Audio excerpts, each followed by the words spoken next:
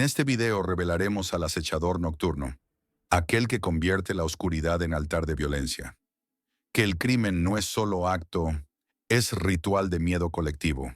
Yo soy el crononauta del misterio. El tiempo guarda secretos, y yo estoy aquí para revelarlos. En la década de 1980, Los Ángeles se convirtió en escenario de un terror nocturno. Richard Ramírez, conocido como el Night Stalker, irrumpía en casas durante la madrugada, atacando a hombres y mujeres con brutalidad. Sus crímenes eran caóticos: asesinatos, violaciones, robos, torturas. No seguía un patrón claro de víctimas, lo que aumentaba el miedo colectivo. La ciudad entera sentía que nadie estaba a salvo. Ramírez no era un asesino metódico, era un depredador urbano que convertía la noche en ritual de caza. Su presencia era invisible, pero su impacto era devastador. Cada ataque era un recordatorio de que el mal podía entrar en cualquier hogar, en cualquier momento. Antes de continuar, dale me gusta al video, suscríbete al canal para no perderte ningún enigma y compártelo con quienes saben que el asesino, cuando acecha en la oscuridad, convierte la ciudad en altar del miedo. Richard Ramírez no solo mataba, dejaba marcas. En varias escenas del crimen, dibujó pentagramas, símbolos satánicos y signos que convertían la violencia en un acto ritual. No era suficiente asesinar, necesitaba invocar al mal en cada espacio que tocaba.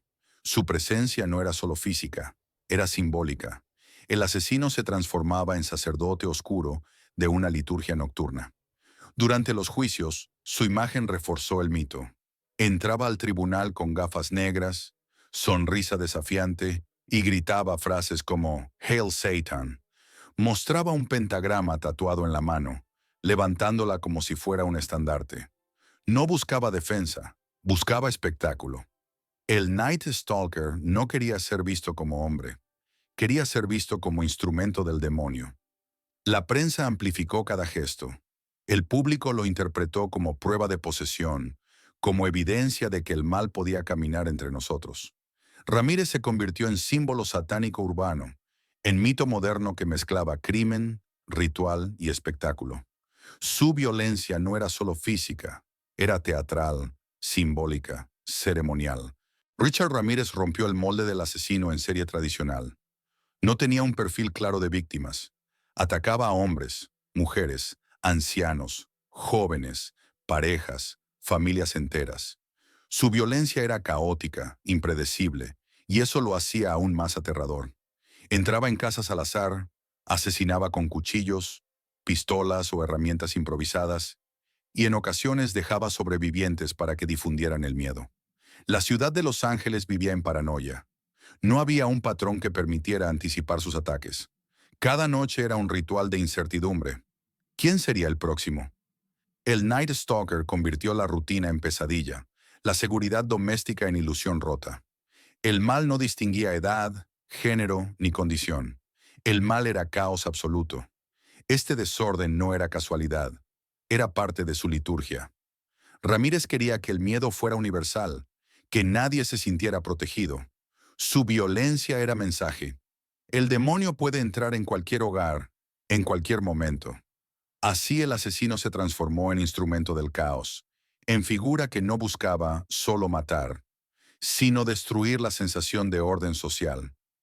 Este arquetipo revela al caos ritualizado, aquel que no sigue reglas, sino que convierte la imprevisibilidad en arma. Que el crimen no es solo acto individual, es estrategia simbólica para sembrar terror colectivo. El reinado de terror del Night Stalker terminó de manera inesperada. El 31 de agosto de 1985, Richard Ramírez fue reconocido en las calles de Los Ángeles por ciudadanos que habían visto su rostro en los periódicos. La multitud lo persiguió, lo golpeó y lo retuvo hasta que la policía llegó. El asesino que había convertido la noche en ritual de miedo fue atrapado no por detectives ni rituales judiciales, sino por el pueblo mismo, que decidió que el mito debía caer. Pero antes de su captura, Ramírez había dejado un legado sangriento. 14 asesinatos confirmados, 5 intentos de asesinato, 9 violaciones. Además de múltiples robos y agresiones sexuales, su violencia no fue solo física, fue simbólica, caótica, ritualizada.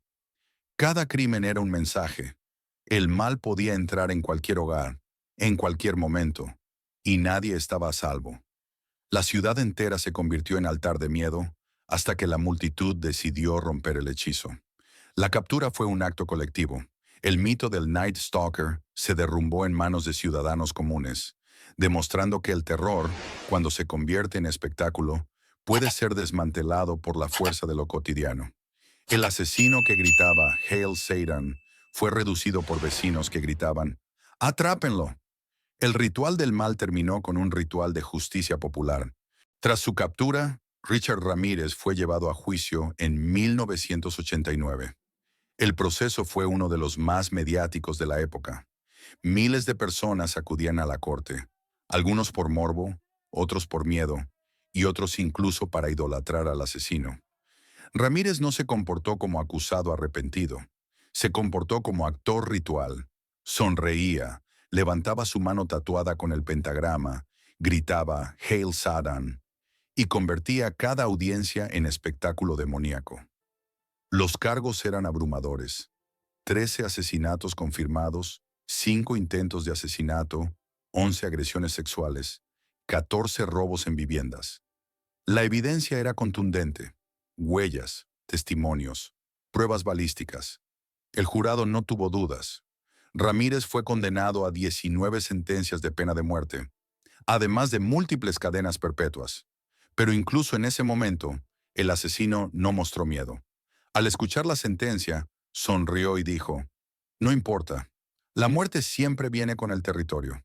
Nos vemos en Disneyland". El juicio no fue solo legal, fue ritual.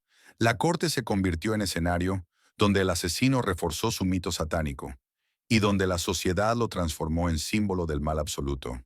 El Night Stalker no buscaba redención, buscaba inmortalidad simbólica. Tras la sentencia, Richard Ramírez fue enviado al corredor de la muerte en San Quentin. Pero lejos de apagarse, su mito se intensificó. Recibía cartas de admiradores, mujeres que lo veían como figura atractiva y peligrosa, y seguidores que lo consideraban un ícono satánico. El Night Stalker no era solo prisionero, era símbolo. Su imagen con gafas negras, sonrisa desafiante y tatuajes demoníacos se convirtió en representación del mal urbano. Durante su tiempo en prisión, Ramírez mantuvo su aura oscura. Nunca mostró arrepentimiento. Se casó en 1996 con una admiradora, Doreen Lioy, lo que reforzó la idea de que el mito trascendía las paredes de la cárcel. Su vida en prisión fue menos sobre redención y más sobre consolidación de su figura como sacerdote del caos. Ramírez murió en 2013, a los 53 años, por complicaciones médicas relacionadas con linfoma y problemas hepáticos. No llegó a ser ejecutado. Su muerte cerró el capítulo biológico, pero no el simbólico. El Night Stalker sigue vivo en documentales, series y en la memoria colectiva como uno de los asesinos más perturbadores de la historia moderna. Este arquetipo revela al mito que sobrevive a la celda, aquel que no se extingue con la condena, sino que se transforma en ícono cultural, que el asesino no solo muere, también trasciende como símbolo eterno del mal ritualizado. El archivo del Night Stalker no termina con su muerte en prisión. Termina con la pregunta que aún hoy nos persigue: ¿era Richard Ramírez simplemente un asesino en serie o un emisario del mal? El público no lo vio únicamente como criminal, lo vio como emisario del mal, como prueba de que fuerzas oscuras podían caminar entre nosotros. No olvides darle me gusta al video y suscríbete al canal para no perderte ningún enigma. Yo soy el crononauta del misterio. El tiempo guarda secretos y yo estoy aquí para revelarlos. Nos vemos en el próximo archivo.